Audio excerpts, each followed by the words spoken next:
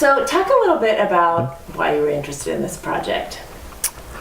I think for me, it's just about restoration, and knowing this is a place where I've been deeply broken. And so the allure of redeeming something in my life, I'm fairly addicted to that. I want redemption badly, and I'm ferociously hungry for it. Talk a little bit about what were some of the messages that you got growing up and their effect on you. Oh, yeah.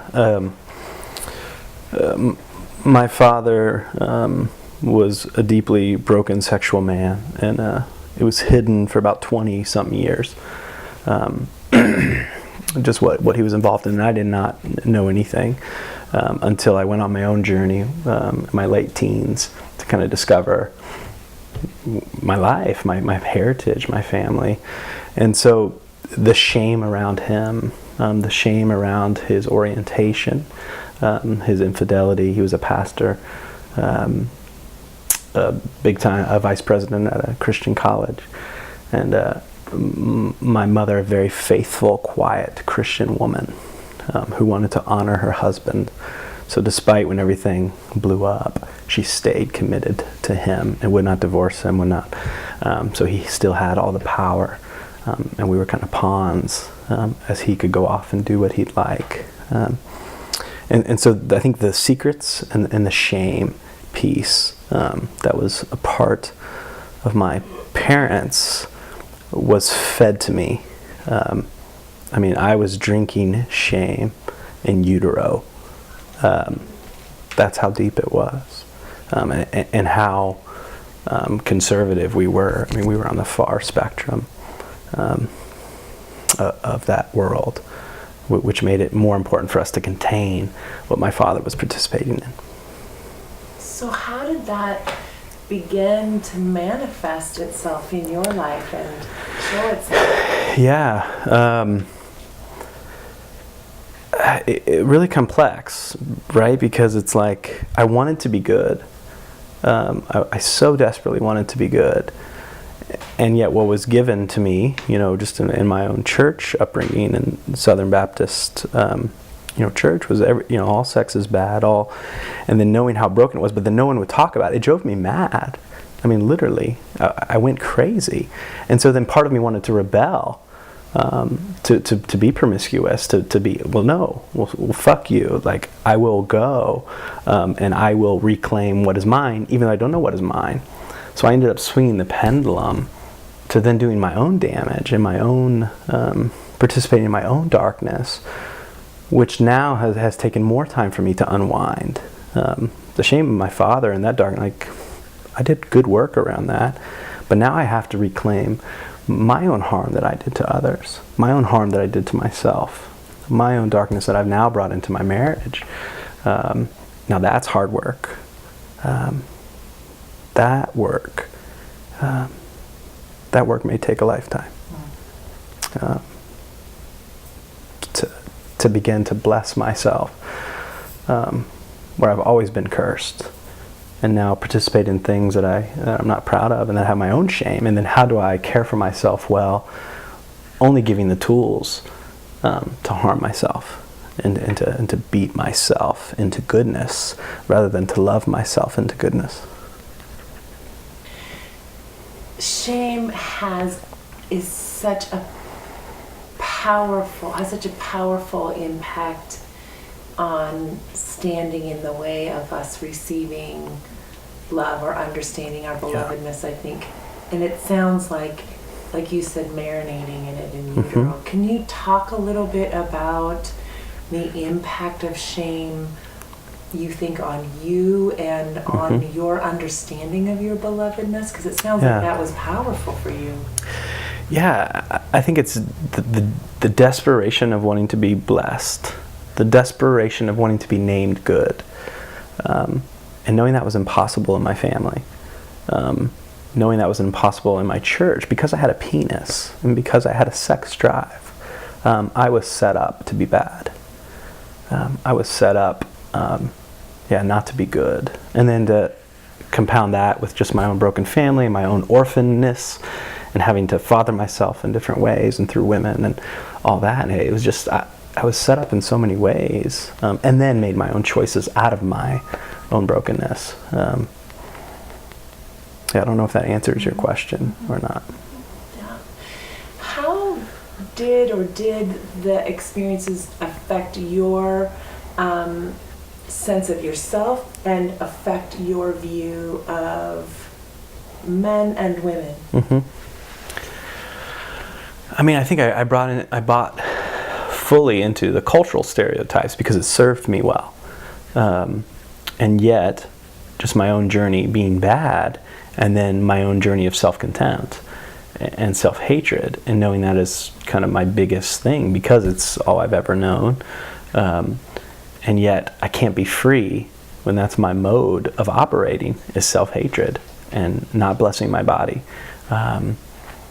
How can I bless my wife's body? How can I bless someone else's body? How can I, when I have so much contempt and shame? And that's my safe place. That's my home. That's all I ever know. And so that creates quite a few problems in learning to reclaim and recreate a sexuality that brings goodness and life and blessing, when all I've ever known is hell and cursing. And so reclaiming that and rejourneying into that, I mean, I feel like I am just beginning that process of what is goodness, what is sex, how do I bless myself so I can then bless others. What are the glimpses you're getting? Can you talk about the glimpses you're getting? They're rare, Mm-hmm. but they're good when I get them. Mm-hmm. I think one of the most beautiful moments that I've had, it was a gift from God. My wife and I had just, wasn't my wife then, but we had just kind of rekindled our flame after a year of being broken up, and we just started getting back together, and I still had all this, all these messages playing out, and how should we physical? Should we not? And I remember we were just sitting on the bed, and I looked deeply into her eyes, and I touched her breast, and I began to weep. I stopped. Like, it shocked me, because I had never, I hadn't participated in, I had never blessed touching a breast before. It was horrible. And I just began weeping. And she just held me. We just held each other and wept. That was redemption. That was a taste of God's goodness and His smile on me that I will remember for my lifetime. That's powerful. Yeah. Mm-hmm. How did that begin to help you reclaim something different? Because it wasn't bad. It was no longer bad. Like, I felt good. I felt God smiling. And it kind of blew my paradigms. Even though I was wrestling with those paradigms, I lived it. I finally lived a blessing, which was so different than constantly living curse. And yeah, that began to shape me, because obviously you want more blessing. You want more goodness. So yeah, that was a big trajectory turn. I think believing what I always longed for, finally beginning to taste it. Can you talk a little bit about what you think, maybe even from that, is God's intent for us in this gift? Yeah.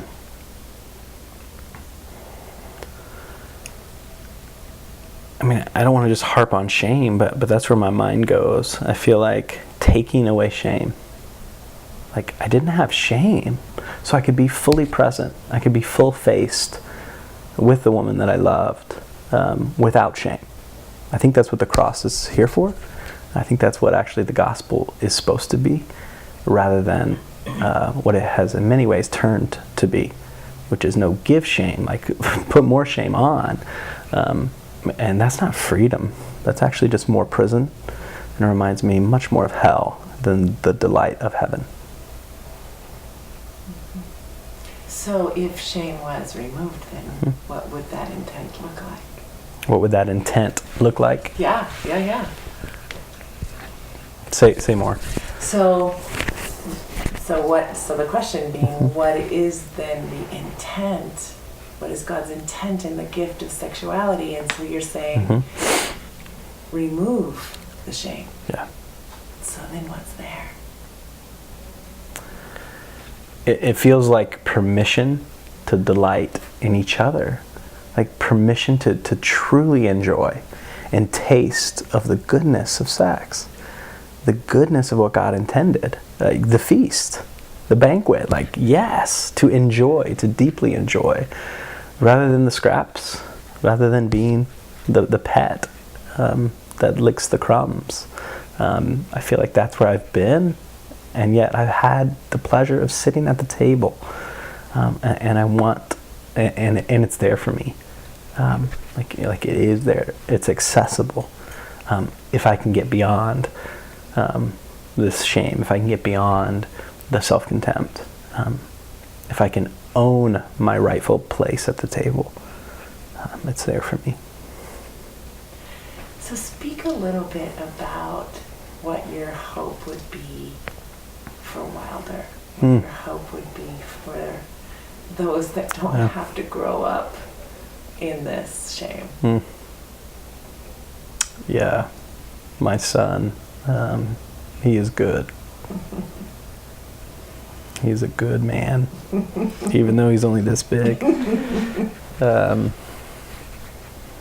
Yeah, just to bless him, to teach him, to teach him about sex, to teach him about his body, how to use it. That is going to be some of the deepest goodness and the richest rewards, I think, for me, to father him in that way that I was not fathered, to show him and to begin to teach him and to bless his body, to tell him that he's good. And yeah, just to do something that I've had to do for myself.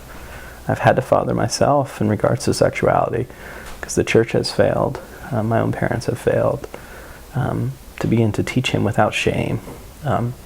Wondering what that stronghold will look like when it's like when he doesn't have shame. Like I didn't even know. I don't know that construct. I don't know that category.